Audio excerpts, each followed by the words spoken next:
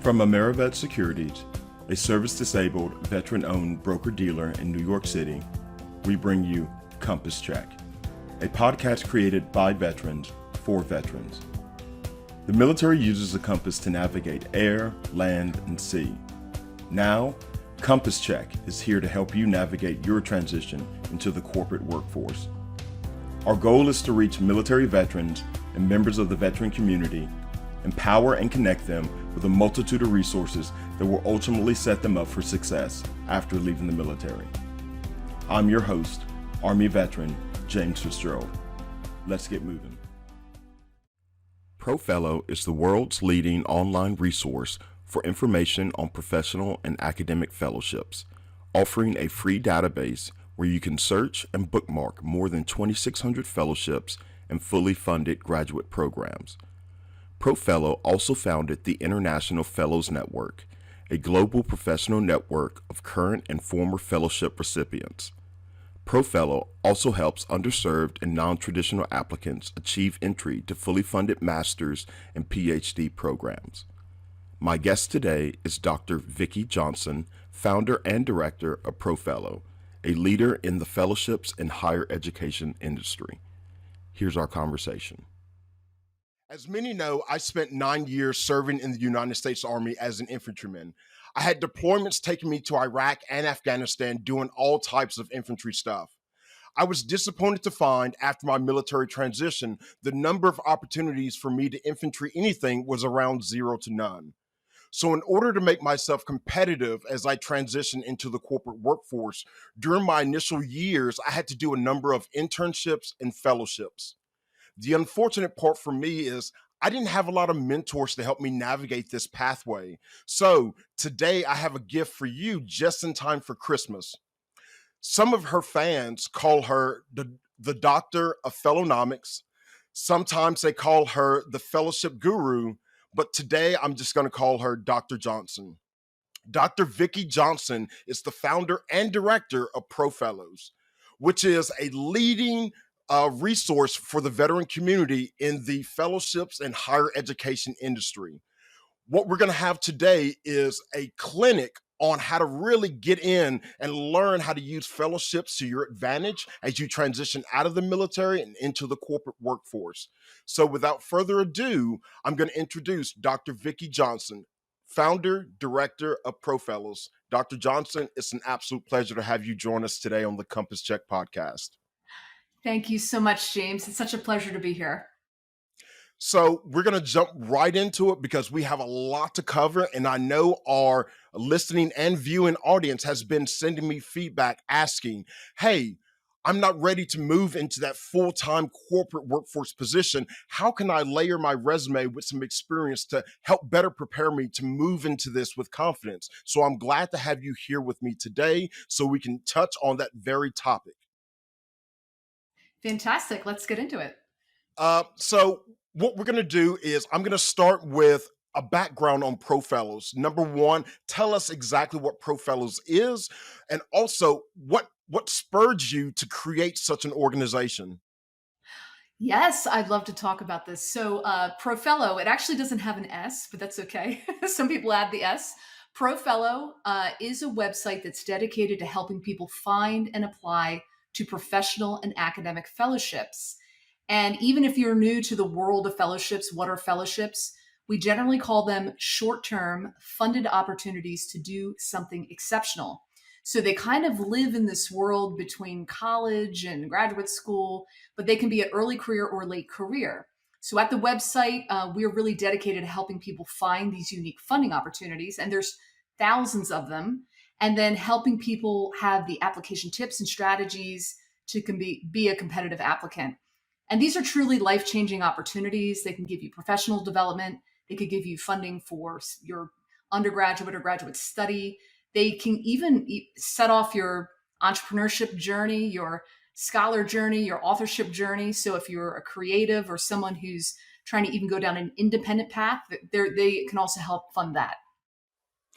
There's been a number of fellowships and internships that I've heard about over the years, but I'm glad to have you here today because I really wasn't able to distinguish the difference between an internship and a fellowship when I first transitioned out. So thank you for that street level definition of what a fellowship is, because that's really what I want us to focus in on today is how can a fellowship help a transitioning service member or a military spouse really enter the corporate workforce with a level of confidence that ensures that when they walk into their new organization, they know that they've earned their place inside of that organization. Absolutely. And let me just break down a little bit more the difference between an internship and a fellowship so we can all understand why these fellowships exist.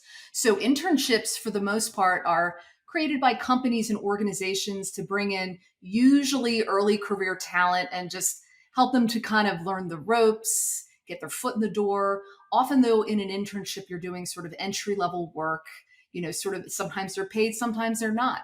The thing about a fellowship, though, is usually more of a structured opportunity, and organizations create fellowships to bring in people to do special projects, to attract leadership and other types of talent into their organization, whether it's an early career or even mid or late career.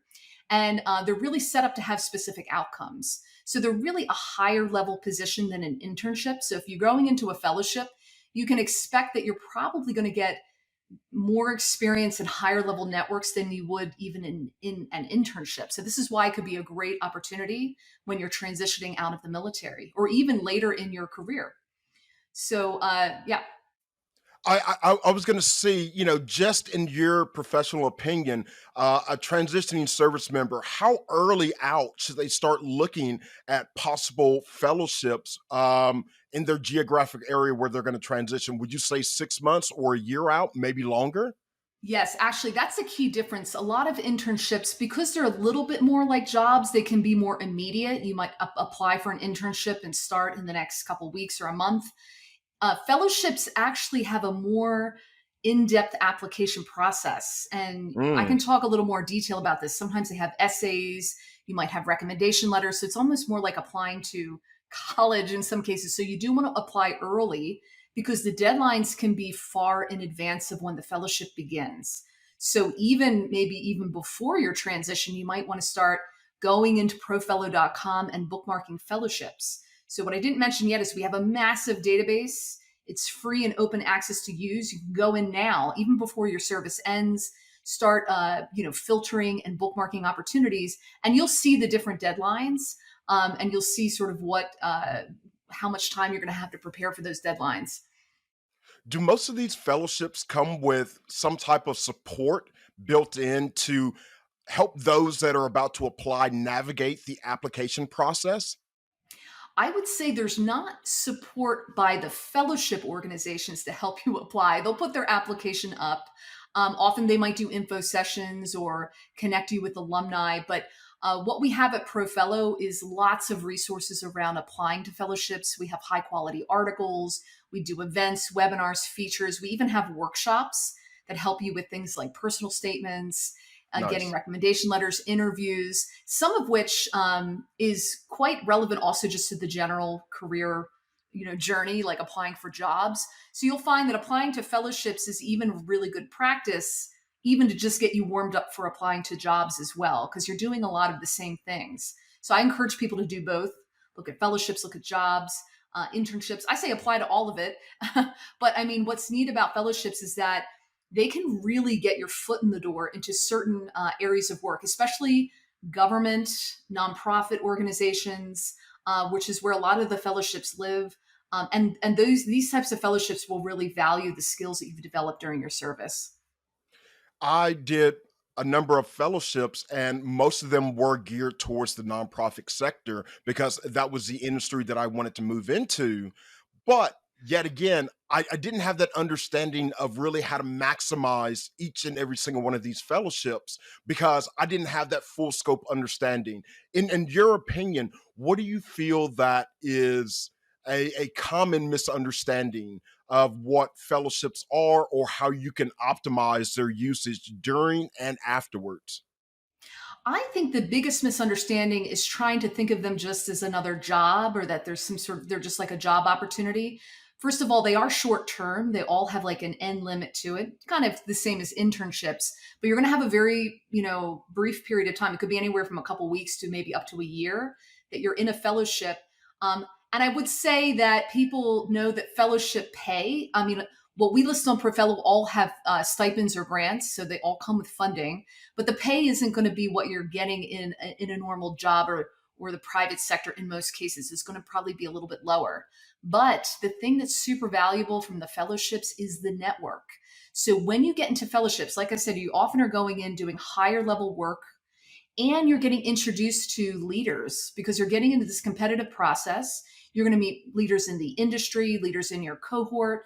Even as a fellow, you can go out and start kind of cold outward networking because you can say, hey, I'm a security fellow, I'm a hiring our heroes fellow, and people will respond because of that fellowship title. So I would say the biggest benefit is the network that you build, which, to be frank, is the key to getting jobs in this economy. So it's all about the network. There's lots of people applying to lots of jobs. A fellowship can help you stand out on your resume and in your network. So at this point in our conversation, I'm going to pull out my dead horse so I can start beating it because what I constantly say on the podcast, um, to veterans that are transitioning out, strengthen your network. And exactly to your point about these fellowships, a lot of it is educational and professional, but it gives you a network that you can use in a variety of different aspects. And I think that that's one of the treasures that people don't talk about enough when it comes to fellowships and the opportunities that can come about while you're engaged in them. So, I think we've had enough of the appetizer course. Let's move on to the main course and talk about some of these fellowships that we've been teasing to our listening and viewing audience. I'm going to turn the floor over to you so you can give me some examples of the types of fellowships that can be found on profellow.com. Okay, James. Now, I want to mention as a caveat to everyone listening that there are 2,600 programs listed in the ProFellow database. I'm only going to be able to name a few in this right now, but I want you to know if whatever I mention here isn't relevant to you or interesting, keep in mind you got to go into profellow.com to get into the database because there could be something specific to you. But I wanted to mention there are a subset of fellowships that's specific to veterans and military spouses. There's a much broader, universe of fellowships that are for people from all different backgrounds. Like I said, from undergraduate student all the way to, mid-late career. Let me just mention a couple of the ones that are for veterans. One of the great ones is the Hiring Our Heroes Corporate Fellowship. This is one it's designed for active duty military members in the final 180 days of their military service, and they're helping to match you with host companies. So it's specifically designed for the goal of getting you into companies, helping you to really showcase your skills and the things you develop. But it's also going to have training and cohort to that. So, and this particular program also has a special work placement for military spouses too. Wow. So that's Hiring Our Heroes Corporate Fellowship. There's some other ones. I want to mention the Veterans Local Government Management Fellowship. This is one that helps place veterans into local government agencies. So that could be anywhere in the country. And it's just a brief training. It's 12 to 25 weeks. But again, getting your foot in the door. If you've ever tried to apply to a government job, I don't care if you're military or not, it is not difficult to really navigate and kind of get through the kind of bureaucratic mess that is applying to government jobs. That's at local, state, and federal level. So these are the kind of programs that really can get you in the door. Another one is the Dog Tag Incorporated Fellowship. Now, this is for people with service-connected disabilities and military spouses and caregivers. So this is really helping people get some professional experience. And then there's the Hill Vets House Fellowship. This is on Capitol Hill. If you want to do some policy work in DC, they want veterans and their experience to go and actually help inform Congress, women and men, and helping them with various issues related to the military. So that would be a great opportunity to get your foot in the door if you like that political sphere. Now that's just veterans. I only named 4. There's way more. I want to mention a couple that are for the broader, audience, U.S. and beyond.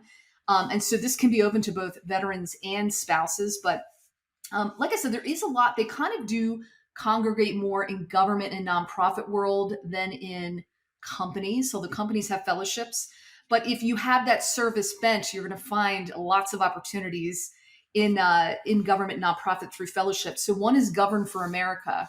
This is a 2-year fellowship that helps place you in government opportunities, high impact roles in government.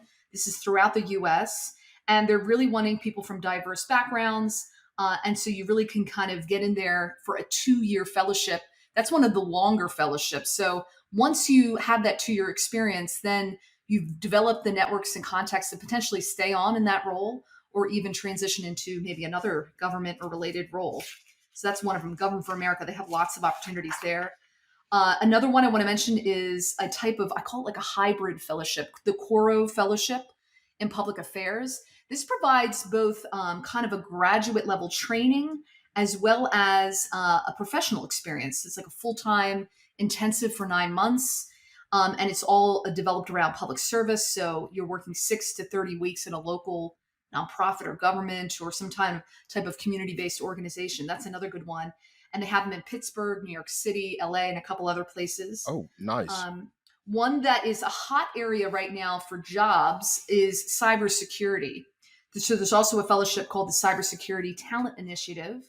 And that's really to get people trained up in cybersecurity so you can start to move into those careers. So not specific to veterans, but I mean, if you have any kind of technical or background that could transition, you don't have to have cybersecurity background. It's more to really get more people into that field. That helps you, and it also helps if you're if you're enrolled in an undergraduate program through the benefits that you receive. Then this is something that you can do in addition to your studies. And then last one is Lead for America, which is similar to Govern for America, also giving you a 1-year placement in local government. So that again, that's just a little bit government skewed, but I feel like that can be a good transition if you're used to that kind of world. I agree. And what I love about what you just presented, you gave not only a variety of options behind the industry that the fellowships are connected with, you also included some hybrid options because the situations that some of these transitioning service members and their families are in when they accept these fellowships can vary. Location, Mhm. geographic. Um, so being able to access it remote is important. You have a lot of flair for travel. Some people Oh yeah. enjoyed their military experience because they were able to travel abroad. So being able to connect that same desire to travel to a fellowship post military, I appreciate you throwing in a variety. Hit me with some more, please. Oh, yeah. I was going to say, I didn't actually mention the international fellowships. In my early career, I did a couple of international fellowships, which is something that military veterans can do as well. So I did a German Chancellor Fellowship in Germany, which unfortunately has just this year been discontinued, but there's a whole other host of fellowships in countries abroad. And often they do help you bring your spouse, your family, if you have family that you want to bring with you. So if you go into the database, you can even sort of categorized by location. If you want to go to Europe, to Asia, to Africa, there's all sorts of different opportunities there.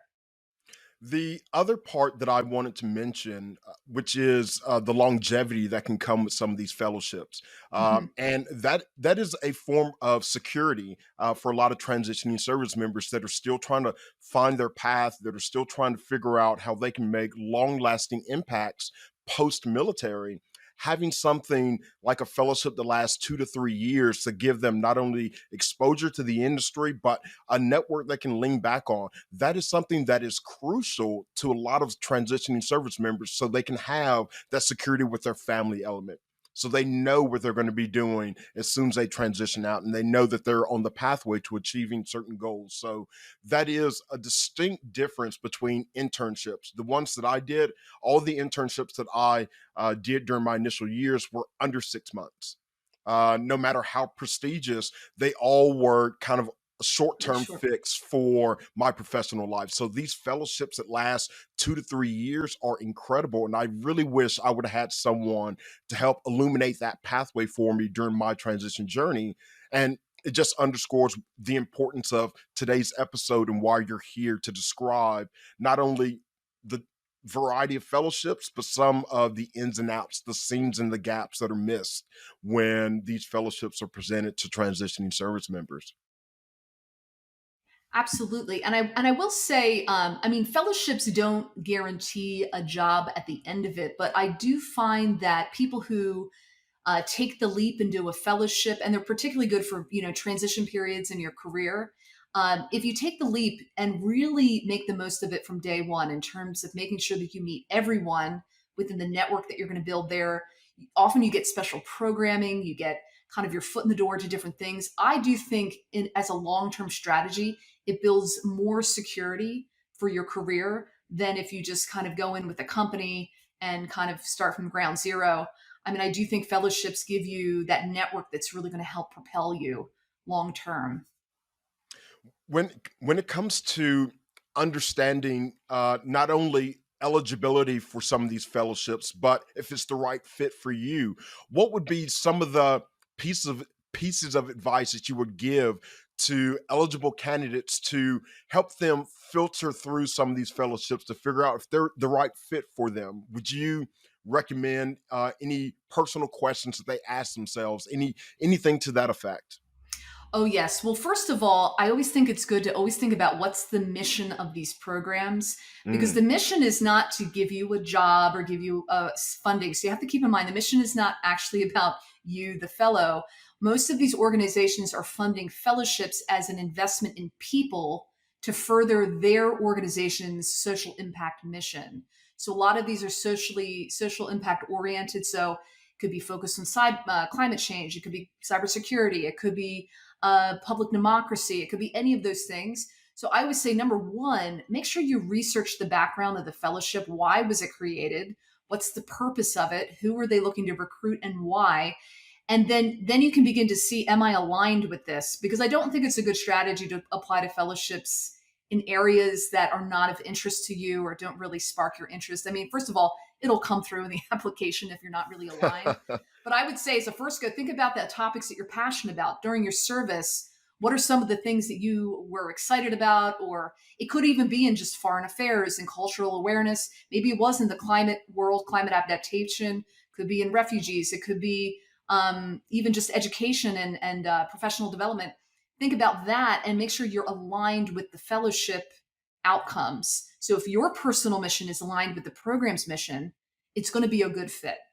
But also, you got to check out basic eligibility as well. Make sure that you are in the age range that they're kind of seeking. You hear words like early career, mid career.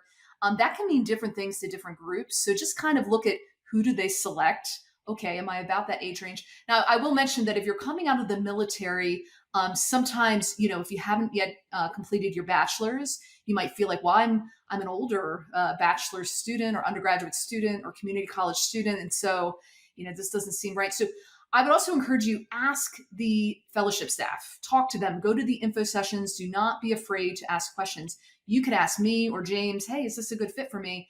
But honestly, the people you should ask are the fellowship organizations and their staff, because they're going to be able to tell you honestly, this is a good fit, or hey, maybe you have too much work experience or too little experience, or really your language skills should be better for this. They can tell you those sorts of things. So don't be afraid to put yourself out there and ask those questions. I was disappointed when I found out that I was too old to be considered a young professional. That really was a dagger through my heart, but I completely understand. Um, before I get too lost in the sauce and wrapped up in our conversation, I do want to give the listening audience the ability to connect with you and connect with ProFellow. Where can we find you online? Absolutely. ProFellow.com is the main website. You want to sign up for ProFellow to get into the database. We have a contact form if you have general questions.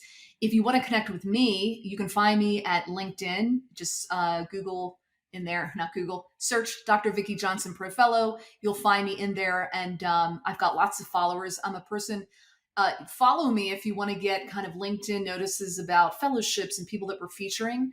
Also, I have my personal website, drvickijohnson.com, if you want to learn more about me and reach out.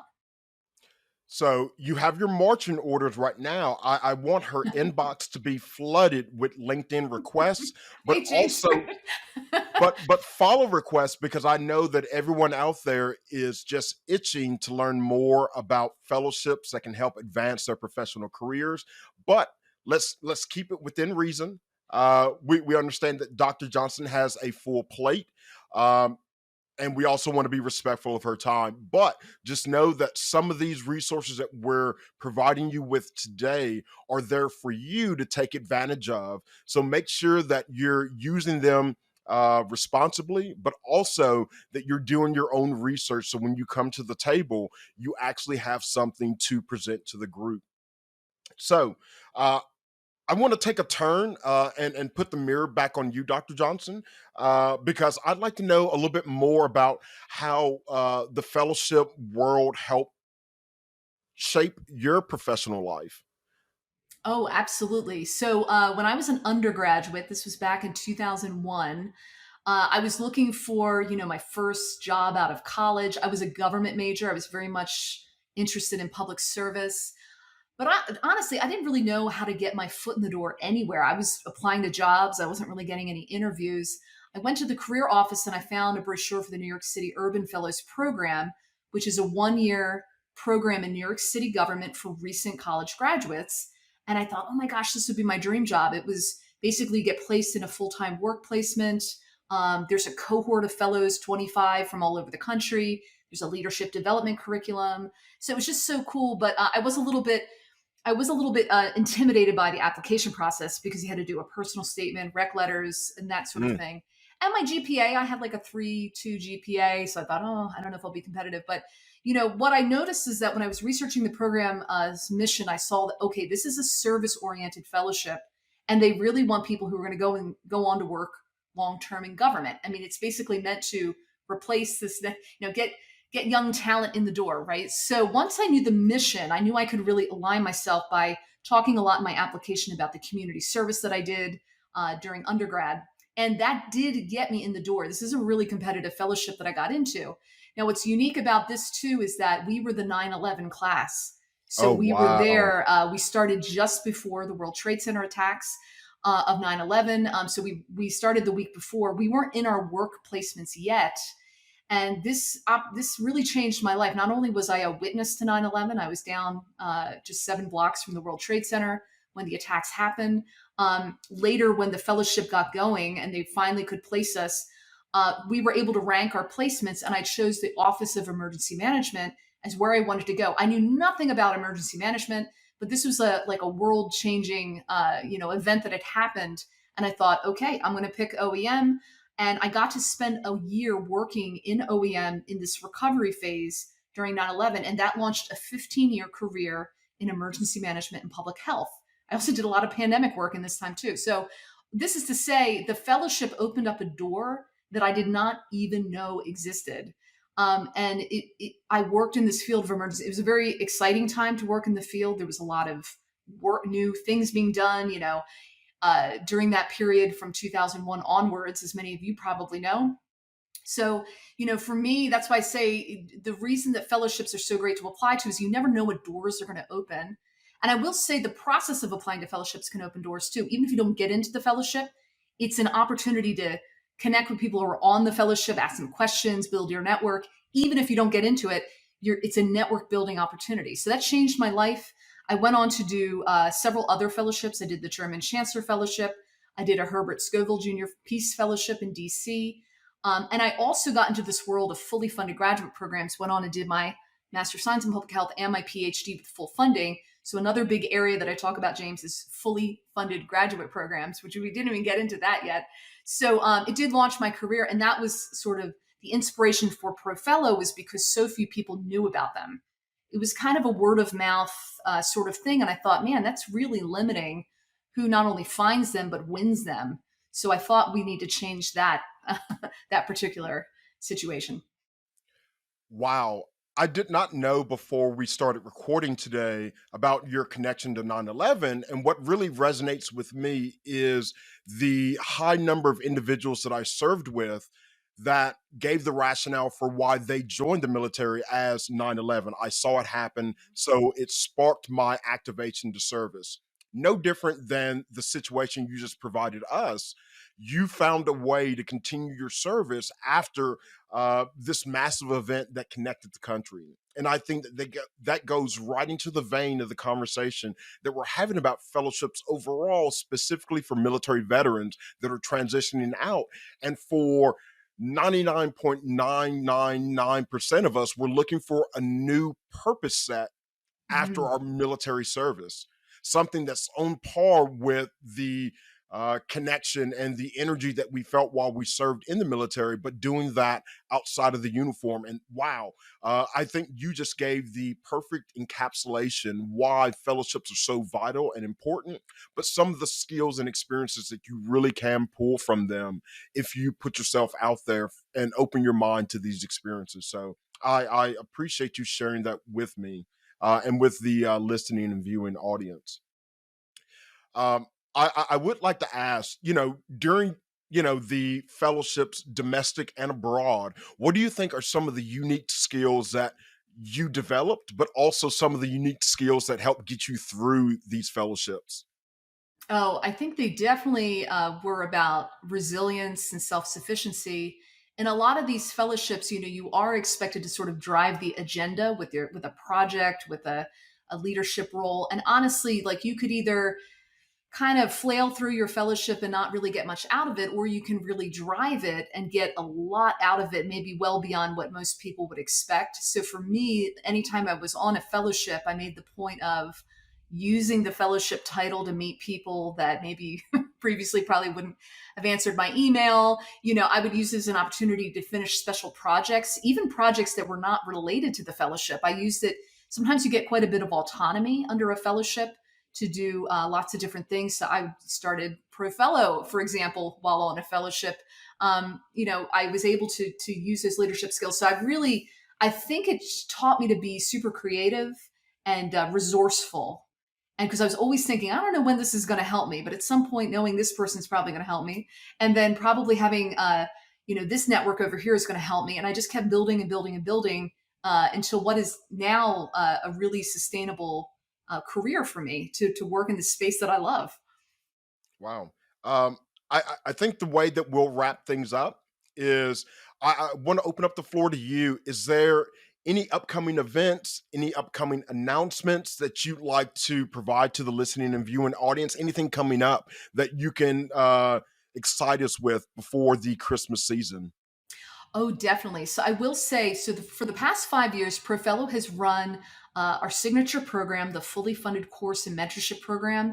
It is an in-depth online course and group coaching program to help people get into fully funded master's and PhD programs. So a lot of our students go on and they get these funding awards of 50K to 400K to finish their graduate degrees.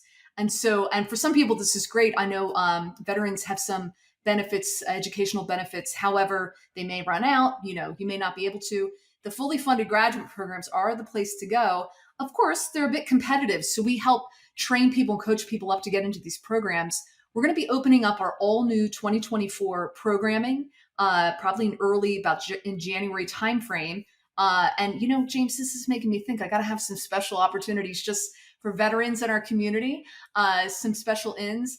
And this is a program you can start next year, and it's going to help prepare you for those December, January deadlines that you'll be kind of targeting. So even if you're finishing your undergraduate degree in May-ish, and you're going to have to already start working toward that master's or doctoral application. It also helps you apply to fellowships. So that's the big thing we'll be opening up, and you can learn more about it at fullyfundedcourse.com. That's a ProFellow program, and we'd love to have more veterans in our student community. And Dr. Johnson, I'd love to have you back again because we didn't get to talk in depth about the graduate level and PhD level programs that ProFellow is helping connect veterans and their spouses to. So I definitely want to have an opportunity to go in depth into that to learn the educational pathways that you're helping illuminate for veterans as they transition out of the military. But it is unfortunate that we have to stop at this leg of our journey. It has been an absolute pleasure. I've learned a lot. I've been inspired and I've been excited. But for me, overall, I've been honored just by having this conversation with you here today. Oh, James, thank you so much. This is my life's work and I love it. So it's really my honor to be here. So thank you so much. And thank you to everyone listening for your service. I'm part of a military family myself, so I really appreciate the sacrifices that you're making with you and your families. And we thank you for your continued service and also the service of your family. From all of us here at the Compass Check podcast, I want to say thank you for joining us today. But also, we're going to see you soon because we have so much in the works, and I cannot wait to have you back. So, with that, to my listening and viewing audience, I'm going to say goodbye. I'm your host, James Fitzgerald. This has been another episode of the Compass Check podcast. Make sure to stay tuned as we will be back with another episode to help you navigate your transition out of the military and into the corporate workforce. This has been another episode of the Compass Check podcast, brought to you by AmeriVet Securities. I've been your host, Army veteran James Fitzgerald. If you or your organization would like to be featured on a future episode of Compass Check, please send an email to james.fitzgerald@amerivetsecurities.com. Thank you for listening. I'll see you next time.